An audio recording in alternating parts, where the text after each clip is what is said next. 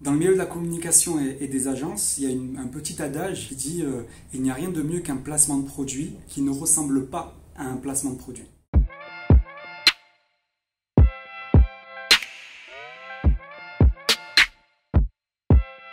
Déjà avoir conscience qu'il y a trois acteurs dans un placement de produit. Il y a évidemment l'annonceur, la marque qui souhaite communiquer autour de sa marque. Il y a le média, l'intermédiaire, ça peut être un clip musical, et également le public. Pour que le placement soit réussi, il faut qu'il y ait une cohérence entre le type de marque, le média, est-ce que c'est le bon influenceur, le bon clip, le bon film, et le public, est-ce que le message que l'on souhaite faire passer s'adresse à un public en particulier, et donc comment cibler ce public-là.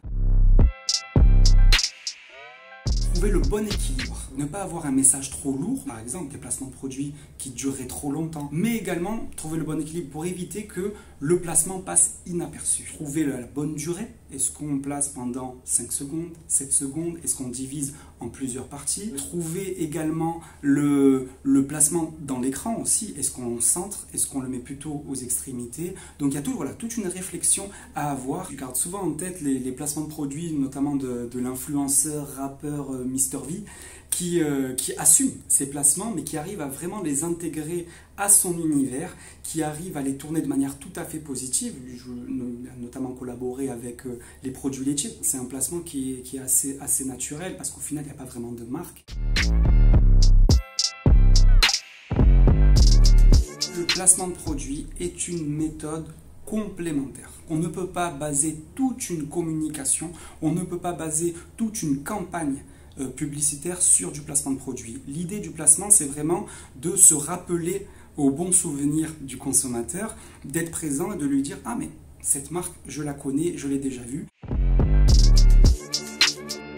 Quatrième point, qui n'est pas vraiment un conseil, mais qui est plutôt un point de vigilance. De plus en plus, dans ce monde du placement de produits et de la publicité, on voit apparaître des préoccupations éthiques, des préoccupations plutôt sociétales. On en arrive à un point où on ne peut plus placer n'importe quel type de produit. Il y a eu pas mal de débats dans l'actualité sur notamment tout ce qui a trait aux paris sportifs et au fait que de plus en plus de médias, l'exemple de Bouscapé notamment, ou d'autres acteurs qui ne souhaitent plus travailler avec les applications de paris sportifs par rapport à des raisons plutôt éthiques, avec une volonté de ne pas inciter des publics potentiellement fragiles entre guillemets à parier. Nous, en tant qu'agence, on a des consignes comme quoi tel artiste ne souhaite pas à être associé à tel type de produit, généralement tout ce qui est alcool, spiritueux, etc.